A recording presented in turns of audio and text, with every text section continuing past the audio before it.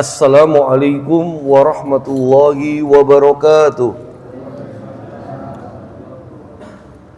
Alhamdulillah hamdan katsiran thayyiban mubarakan fi kama yuhibbu rabbuna wa yarda. Wa sallallahu wa sallama wa baraka ala nabiyil karim wa ala alihi wa ashabihi wa man tabi'ahum bi ihsan ila yaumiddin. Wa ba'd. Jamaah rahimani wa rahimakumullah. Kita lanjutkan kembali bagaimana strategi Rasulullah Muhammad sallallahu alaihi wasallam mendakwai keluarga terdekatnya. Ring 1, lingkaran dari keluarga terdekatnya.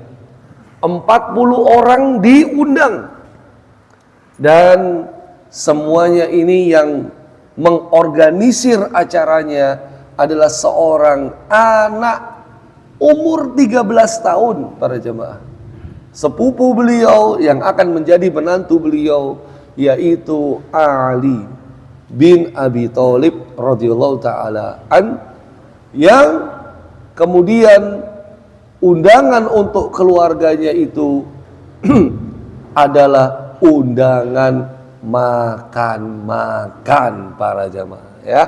Jadi memang makan-makan para jamaah, al-maidah atau perjamuan makanan ini adalah salah satu media berdakwah. Tidak ada orang yang tidak menyukai jamuan makan para jamaah ya. Makanya MBG, makan bergizi gratis, walaupun di sana sini ada keracunan, tetap dinanti-nanti para jamaah ya. Sampai-sampai kalau sekolah nggak ada MBG-nya, itu orang tua bertanya-tanya, kok nggak dapet MBG? Nah itu karena ya, karena memang itu siapapun suka makan-makan. Nah, sambil kita ingat para jamaah ya, kalau di kita ada MBG, saudara kita di Sumatera justru mereka mengemis kelaparan dan lain sebagainya ya.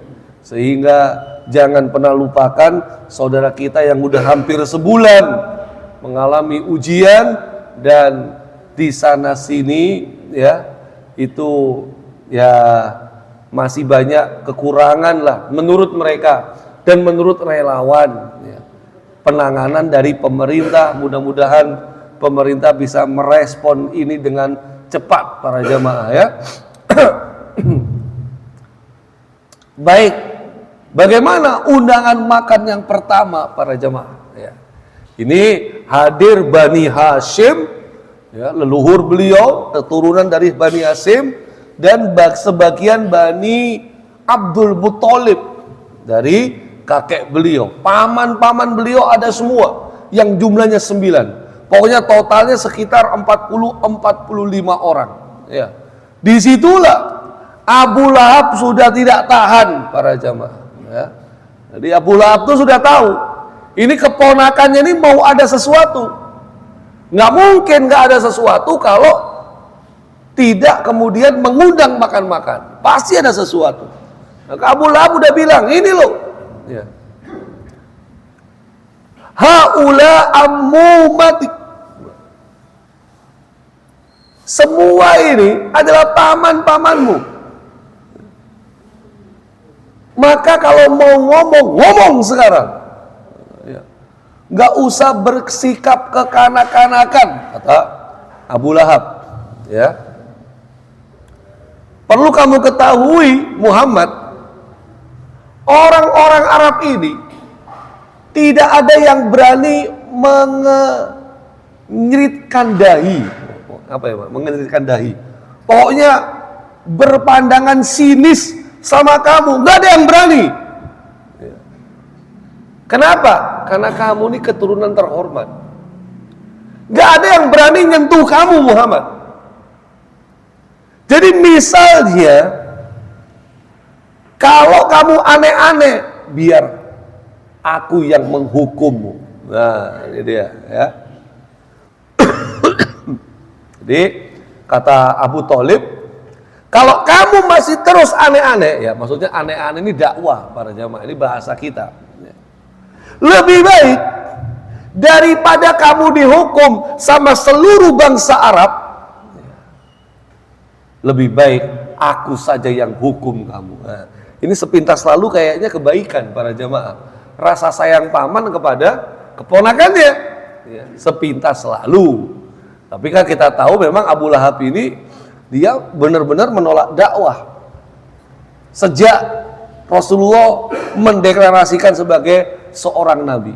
Maka sampai bawa-bawa keturunan, tidak pernah anggota keluarga kita yang aneh-aneh kayak kamu ini, yang macam-macam kayak kamu nggak ada. Jadi kamu ini presiden buruk dari keturunan Bani Hashim, Bani Abdul Muthalib. Kamu melakukan, mendakwakan sesuatu yang bertentangan dengan ajaran nenek moyangmu. Nah, ya. Kalau positif kan, positif dalam tanda kutip para jemaah ya. Kalau positif kan menarik. Ya. Kadang-kadang tanya mahasiswa itu, alasanmu kuliah di sini kenapa? Saya ingin menjadi dokter pertama di keluarga kami. Wah. Saya ingin menjadi advokat pertama di keluarga kami. Saya ingin menjadi pelaut pertama di keluarga kami. Nah, itu ada motivasi kayak gitu, Pak. Ya, walaupun kebanyakan, kamu kenapa kok kuliah dokter? Ya, bapak saya dokter. Nah, itu ya. Kamu kenapa kuliah pelaut? Ya, karena bapak saya pelaut. Nah, itu kan biasa para jamaah, ya. Tapi kalau kamu kenapa jadi penjahat? Bapak saya penjahat. Nah, itu nggak ada para jamaah. Ya. Tapi kalau di negeri kita, kamu kok jadi koruptor? Lah ya emang bapak saya koruptor. Nah, juga kalau itu ada, Pak ya. Kalau koruptor diwariskan itu kayaknya sudah mulai ada, Pak. Sebelumnya bapaknya, kemudian putrinya atau putranya, atau sebelumnya suaminya, kemudian istrinya, ya. Maka di negeri kita itu ada suami, istri, anak, koruptor semua. Allah, Pak. Ya, kompak banget para. Baik. Jadi ketika Abu Lahab ngamuk-ngamuk seperti ini, Pak, Rasulullah cuma diam, tidak merespon sama sekali, diterima semua masukan dari pamannya itu. Ya.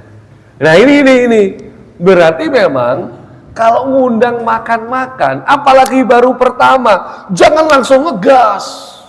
Ya. Udah makan ya makan aja tanpa motif. Baru yang kedua, baru summa da'ahum sani wa qol, diundang lagi makan-makan yang kedua. Baru Rasulullah Shallallahu Alaihi Wasallam langsung berucap, langsung berdakwah. Alhamdulillah, ahmaduhu wa asta'inuhu. Alhamdulillah, segala puji bagi Allah. Aku memujinya, memohon pertolongan kepadanya, percaya, tawakal kepadanya. Wa asyhadu an la ilaha illallah wahdahu la syarikalah. Dan aku bersaksi tidak ada Tuhan yang hak, yang benar selain Allah Subhanahu wa taala, tidak ada sekutu baginya. Sumakol, beliau kemudian melanjutkan ucapan sabdanya. Innar ra'idah la yakdib ahlahu. Sesungguhnya seorang pemandu itu tidak akan mendustakan keluarganya. Demi Allah, tidak ada ilah selain dia. Ini Rasulullah ilaikum khassah wa ilan nasi ammah. Sesungguhnya aku ini adalah utusan Allah yang diutus kepada kalian semua secara khusus, dan kepada manusia semuanya secara umum. Demi Allah, kalian benar-benar akan mati layaknya sedang tidur nyenyak, dan akan dibangkitkan lagi layaknya bangun tidur. Kalian benar-benar akan dihisap terhadap apa yang kalian perbuat, para jemaah. Ya. Dihisap tuh berarti diaudit, Pak. Inilah yang sekarang lagi rame para jamaah. Bagaimana mungkin mereka yang diamanai kekuasaan, yang diberikan kewenangan oleh rakyat, mereka bisa hidup enak, makan enak, nyaman, rakyatnya kelaparan, para jemaah. Ya, jadi kalau masuk ke Aceh Tamiang hari ini, Pak, mereka yang bertahan hidup itu ngemis-ngemis di jalan semuanya, para jemaah. Ya, jadi makanya kalau tiba-tiba ada yang mengatakan, ya kondisi semakin membaik, listrik 93%, semuanya tertangani. Mohon maaf, Pak. Ini kalau menurut korban dan relawan ya yang berada di sana, ya kebetulan saya ada kawan yang jadi relawan yang terjun langsung ya dari Surabaya langsung berangkat ke Aceh, itu semua masih jauh dari apa yang disampaikan oleh pemerintah. Maka di sini mudah-mudahan pemerintah menyimak ya, tolong bantu dan apapun itulah terserah para jemaah. Karena Aceh sudah mengibarkan bendera putih, sudah minta bantuan internasional yang nggak bisa masuk, Pak. Bantuan internasional itu dikembalikan, bayangin Pak, 30 ton. Oh 30 ton ya? Lebih para jemaah ya. 300 ton apa gimana tuh yang kemarin tuh ya, dikembalikan pada jamaah Allah ya, ya Allah ya, dikembalikan. Kenapa? Karena kita tidak butuh bantuan internasional. Nah, inilah mudah-mudahan pemerintah cepat merespon para jamaah ya, sebagai nasihat untuk kita semua ya, karena berpacu dengan waktu ya. Juru bicara kepresidenan mengatakan 200 helikopter akan kita kirim bulan depan. Relawan di sana teriak, Pak, orang kalau bulan depan sudah meninggal semua, terutama yang di pedesaan-pedesaan. Maka di sini ingat para jamaah, ketika saya membaca ucapan Rasul SAW ini ya, walitu hasab nabi ma ta'malun, kalian benar-benar akan dihisab, diaudit terhadap apa yang kalian perbuat, para jamaah. Ya, alhamdulillah jamaah Al-Islam perbuatannya rajin ke Masjid Al-Islam, rajin ngaji ya. Setelah ngaji kemudian ngopi, para jamaah. Ya, ngobrol perkara iman. Nah, tapi ini nggak ngopi, Pak. Ngeteh kita para jamaah ya. Alhamdulillah. Maka di situ kemudian Rasulullah sebutkan, wa innahal jannah abadan aun naru abadan, dan di sana di akhirat itu ada surga yang abadi dan neraka yang abadi. Jadi apa yang Rasulullah ucapkan ini mengungkap pokok dasar keimanan, iman kepada Allah, iman kepada Rasulullah, iman kepada hari akhir. Ini pokoknya para jemaah. Iman kepada Allah, iman kepada Rasulullah, iman kepada hari akhir.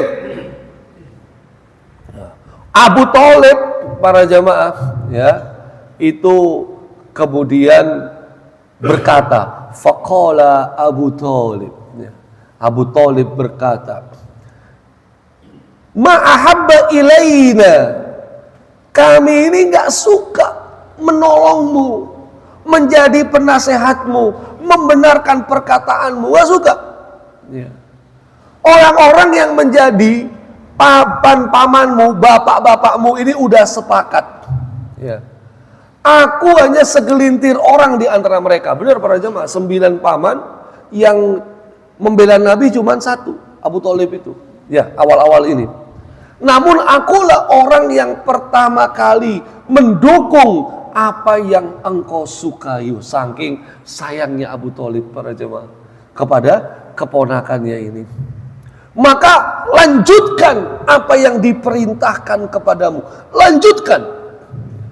Demi Allah, kata Abu Thalib, aku senantiasa akan menjaga dan melindungimu ya.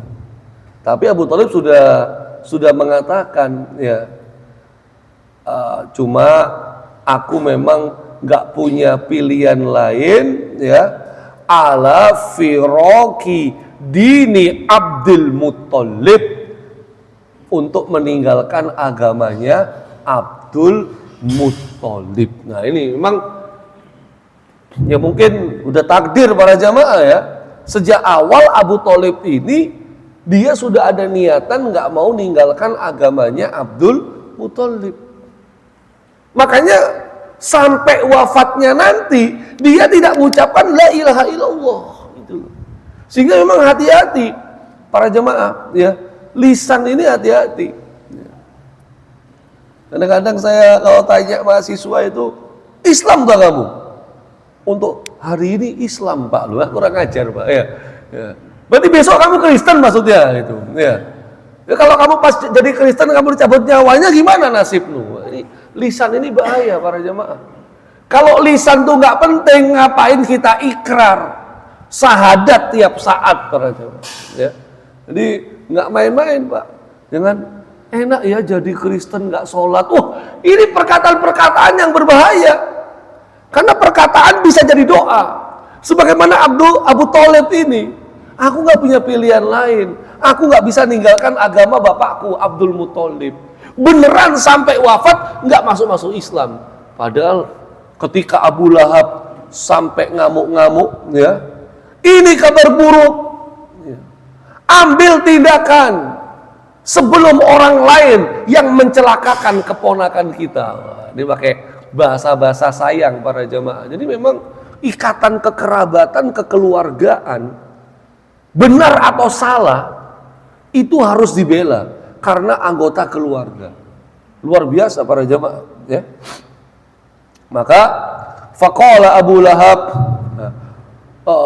faqala Abu Thalib, ya. Abu Thalib kemudian berkata, demi Allah, kami akan tetap melindunginya selama mabakina, selama kami masih hidup, kami akan terus melindungi keponakan kami. Jadi memang antara Abu Thalib sama Abu Lahab sejak awal sudah debat ketika undangan makan. Maka para jemaah ya, jangan lupa salah satu media dakwah itu makan-makan, tetapi jangan baru ngundang makan sekali langsung didakwai, dikasih tahu, dituturi. Jangan, nunggu undangan kedua atau undangan yang ketiga para jamaah. Karena memang makan-makan tuh media dakwah yang cukup dan sangat efektif kalau ada dananya. Ya, kalau nggak ada ya jangan memaksakan diri para jamaah. Baik. Apakah dakwah Rasul berhenti? Oh enggak Pak. Jadi untuk kepada keluarganya, beliau nggak cuman sekedar undangan makan-makan. Banyak hal, banyak lainnya. Ini diriwayatkan an Ibni Abbas, ya, dari Ibnu Abbas. Lama anzalallahu ta'ala wa anzir asiratakal aqrabin, ya. Tidak berapa lama setelah Allah menurunkan ayat peringatkanlah karib kerabatmu yang terdekat, ya. Maka atan Nabi sallallahu alaihi wasallam as-Safa, beliau pergi menuju puncak bukit Safa, ya. Sumanada, kemudian beliau berseru, ya, kepada saudara-saudara kerabat-kerabatnya, ya. Wahai sekalian manusia, kumpul, gitu, ya. Fajtama'an nas ilai bainar rajuli, maka orang-orang mulai berkumpul. Ada yang datang sendiri, ada pula yang diutus oleh tuannya. Jadi cuman sekedar berkumpul aja, kumpul. Ya, cuman kan orang kaget nih, ada apa ini Muhammad kok ngajak ngumpul gitu. Ini masih keluarga besarnya. Faqala Rasulullah sallallahu alaihi wasallam, beliau kemudian bersabda, ya Bani Abdul Muthalib, ya Bani Fahr, ya Bani, disebut semua Pak. Wahai anak cucu keturunan ini, anak cucu keturunan ini, anak cucu keturunan ini. Jadi disebut semua. Ara'aitum law akhbartukum anna khailan bisafi hadal jabal turidu an tughira alaikum saddaqtumuni. Ini kata Rasul begini. Wahai setelah kumpul semua, kalian percaya enggak kalau aku katakan di balik Bukit Sofa ini ada sekelompok pasukan berkuda yang siap menyerang kalian. Apakah kalian membenarkan ucapanku?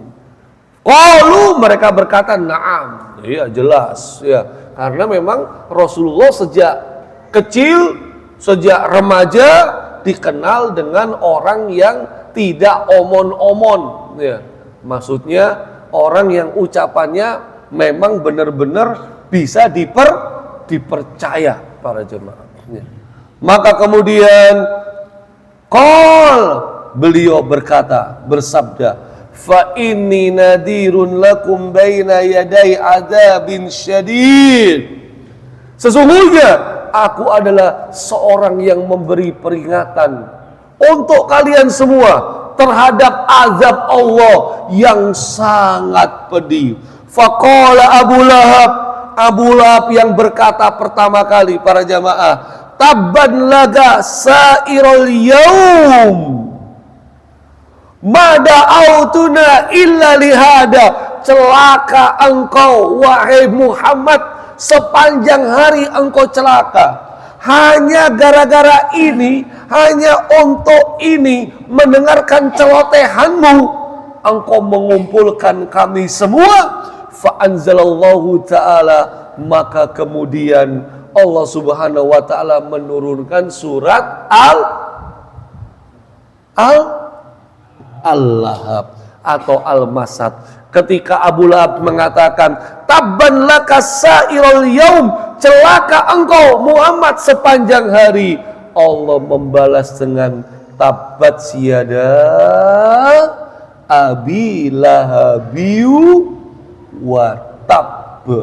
Para jamaah ya, lantas kelanjutannya gimana setelah itu para jamaah? Nantikan episode selanjutnya insya Allah. Nasrun minallah wa fathun qarib wa basyiril mu'minin wa lafu minkum. Wassalamu alaikum warahmatullahi wabarakatuh.